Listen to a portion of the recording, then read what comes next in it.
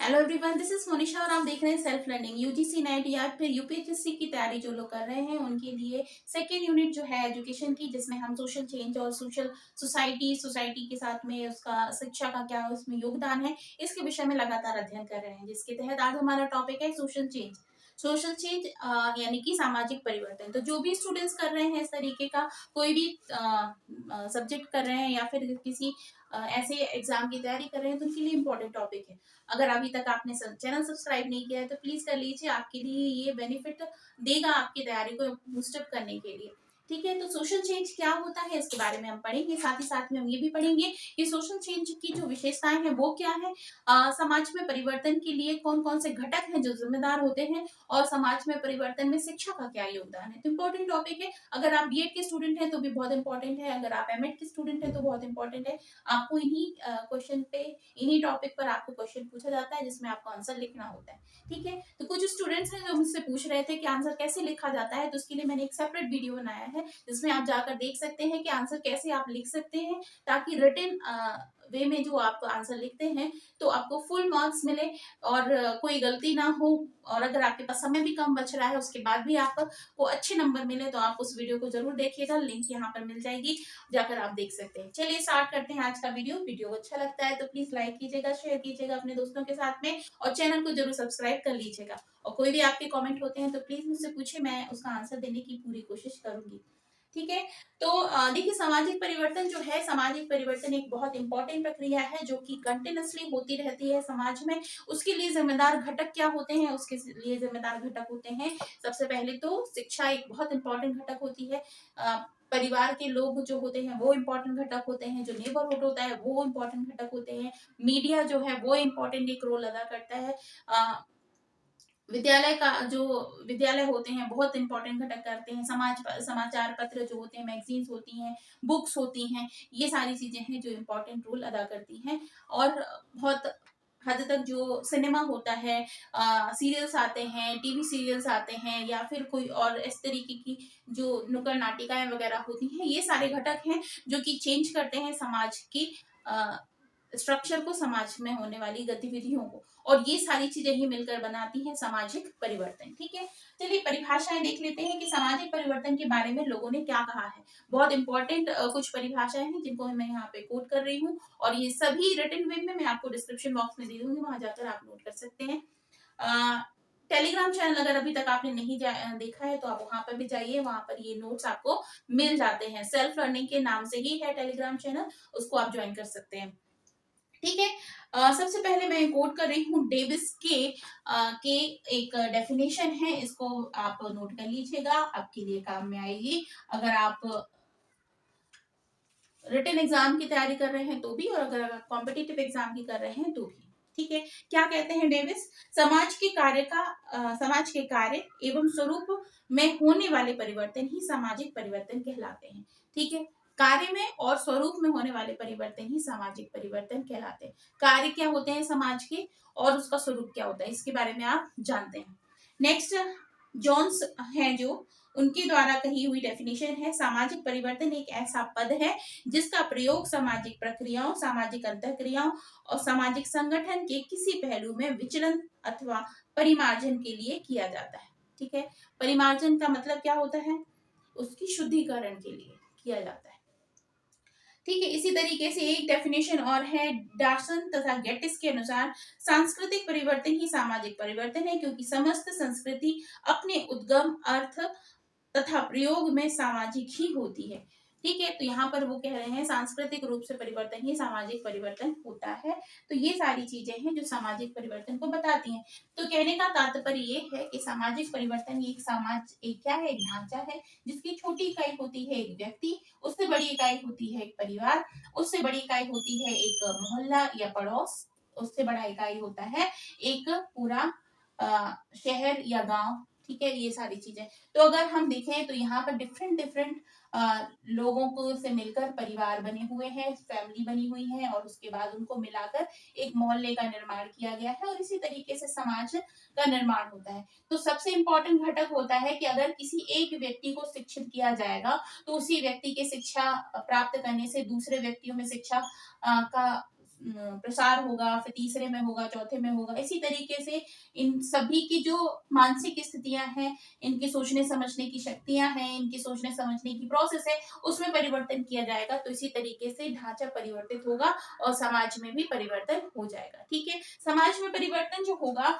वो दोनों तरीके से होता है, पॉजिटिव भी हो सकता है और नेगेटिव भी हो सकता है। सपोज कीजिए कि एक किसी व्यक्ति को शिक्षित किया जाए और वो शिक्षित करने के बाद वो अच्छा और बुरा समझे और अच्छे और बुरे को समझने के बाद में बाकी जितने भी लोग उससे जुड़े हुए हैं उनको अच्छे बुरे का ज्ञान करवाए, उनकी उनकी जो मानसिक स्थिति है उसको सही करे, उनके अंदर जो रूढ़ियां कुरीतियां हैं उनको दूर करने का प्रयास करे। उसके अकेले के इफेक्ट से कई सारे लोग उससे जुड़ेंगे और इस पूरे संरचना का सुधार होगा और वो पॉजिटिव इफेक्ट उसके अंतर्गत आएगा। लेकिन यही काम उल्टा भी हो सकता है, अगर कोई ऐसा व्यक्ति आ जाए जिसकी जो एक्टिविटीज है वो नेगेटिव है और उससे जुड़ने वाले कई सारे लोग उससे जुड़ेंगे और उस पूरे एरिया को वो पूरा तरह से क्या करेगा, नेगेटिव भी कर सकता है। तो समाज में परिवर्तन दोनों तरह से हो सकता है, पॉजिटिव भी होगा और नेगेटिव भी हो सकता है। ठीक है, अब हम विशेषताएं देख लेते हैं, सामाजिक परिवर्तन की जो विशेषताएं हैं वो देख लेते हैं। क्या क्या चीजें हैं जो कि समाज के परिवर्तन में इंपॉर्टेंट रोल अदा करती हैं और कैरेक्टरिस्टिक्स कहा जाए कि सामाजिक परिवर्तन की जो है वो क्या है। तो सबसे पहले देखिए, ये एक अनिवार्य प्रोसेस है, मतलब सामाजिक परिवर्तन जो है वो एक अनिवार्यता है। अगर ऐसा नहीं हुआ तो समाज जो होगा वो क्या हो जाएगा, रुक जाएगा। क्योंकि परिवर्तन आवश्यकता है, जरूरत है किसी भी चीज की, किसी भी जगह की। अगर ऐसा परिवर्तन नहीं किया जाएगा तो समाज में उन्नति नहीं होगा, ये हो पाएगी, प्रगति नहीं हो पाएगी, विकास नहीं हो पाएगा। तो एक बहुत महत्वपूर्ण प्रोसेस है समाज में होने वाला परिवर्तन और ये अनिवार्य है, आवश्यक है। ठीक है, नेक्स्ट हम जाते हैं कि ये एक सर्वव्यापी प्रोसेस है। सर्वव्यापी का मतलब क्या होता है कि समाज में परिवर्तन विश्व की किसी एक जगह पर नहीं घटित होगा। समाज में होने वाला परिवर्तन पूरे विश्व में हर जगह पर घटित होगा, सार्वभौमिक रूप में से घटित होगा। ठीक है, परिवर्तनों का पूर्वानुमान लगाना संभव नहीं है। यहाँ पर ये एक कोई ऐसी प्रोसेस नहीं जिसकी भविष्यवाणी की जा सके। ये एक कंटिन्यू और अनवरत चलने वाली प्रक्रिया है जो कि लगातार होती ही रहती है और आप इसका पूर्व अनुमान नहीं लगा सकते हैं कि अब यहाँ पर ये परिवर्तन होने वाला है।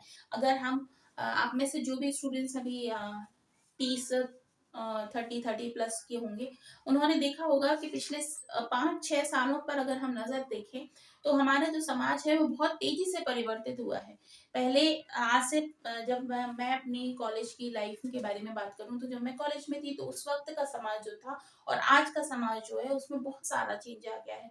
लोगों की मानसिकता में परिवर्तन आ गया है, लोगों के रहन सहन में परिवर्तन आ गया है, सोचने समझने की शक्ति में परिवर्तन आ गया है, लोगों की अर्निंग सोर्सेस में परिवर्तन आ गया है। और कोरोना के बाद जो ये कोविड महामारी आई थी उसके बाद तो लोगों की सारी ही प्रोसेस जो है रहने की, कमाने की, अर्निंग की, ये सारी चीजों में बहुत परिवर्तन आ गया है। तो समाज में जो हो रहा है परिवर्तन, ये भविष्यवाणी इसकी नहीं की जा सकती, ये अपने आप होता है और लगातार होता ही रहता है। आप चाहे रोक दें तो रोकना भी संभव नहीं है। फिर इसके बाद में है सामाजिक परिवर्तन का स्वभाव गुणात्मक है। अ,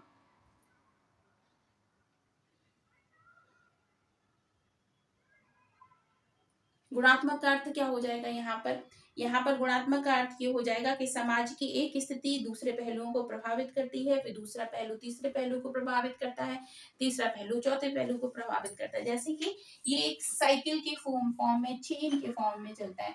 आपने किसी एक परिवार को शिक्षित किया, उस परिवार का संपर्क दूसरे परिवार से हुआ, फिर उसका तीसरे परिवार से हुआ और वो चौथे परिवार से हुआ, फिर किसी स्कूल से हुआ और उसके कारण से इन सबकी इसके संपर्क हुए। इस तरह से ये प्रोसेस जो होगी वो एक लगातार चलती रहेगी और एक से दूसरा व्यक्ति, दूसरे से तीसरा व्यक्ति जो होगा वो प्रभावित होगा, एक फैमिली से दूसरी फैमिली प्रभावित होगी, फिर उसके बाद और दूसरे लोग भी प्रभावित होंगे। ऐसे पूरा एरिया भी क्या हो जाएगा, चेंज हो जाएगा। इसके अलावा जो है सामाजिक परिवर्तन सांस्कृतिक परिवर्तन है।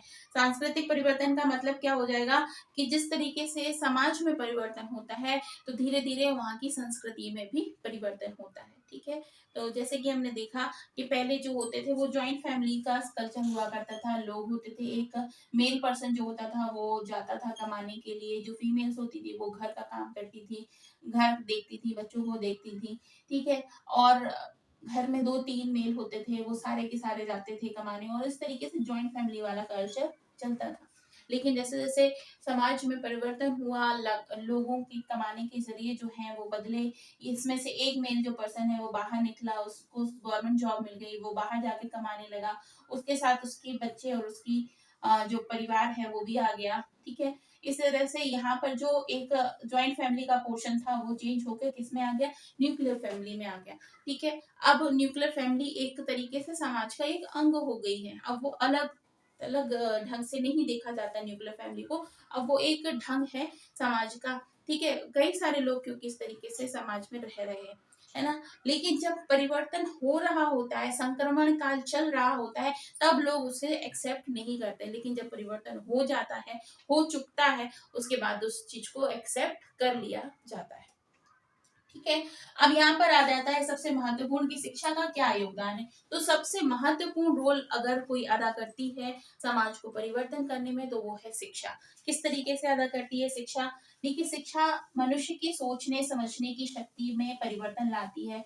शिक्षा मनुष्य की जो तर्क शक्ति है उसको बढ़ाती है। शिक्षा जान बताती है कि किस मनुष्य के लिए क्या अच्छा है, क्या बुरा है, उसकी किस तरीके से उन्नति हो सकती है, सार्वभौमिक रूप में किस तरीके से उन्नति हो सकती है, इसके बारे में बताती है। उसकी जो बुद्धि है उसको खोलती है, उसमें तर्क लेकर आती है कि किस तरीके से आप अपनी उन्नति कर सकते हैं। बच्चों को एजुकेशन देना बहुत इंपॉर्टेंट है, इसके बारे में बताती है। समाज की ऐसी कौन सी रूढ़ियां हैं जो कि नहीं होनी चाहिए, जिसकी वजह से समाज आपको पीछे ढकेलता है, उसको कैसे दूर करना चाहिए, इसके बारे में बताती है। तो शिक्षा एक बहुत महत्वपूर्ण रोल अदा करती है आपके समाज को परिवर्तन करने में। क्या क्या रोल अदा करती है?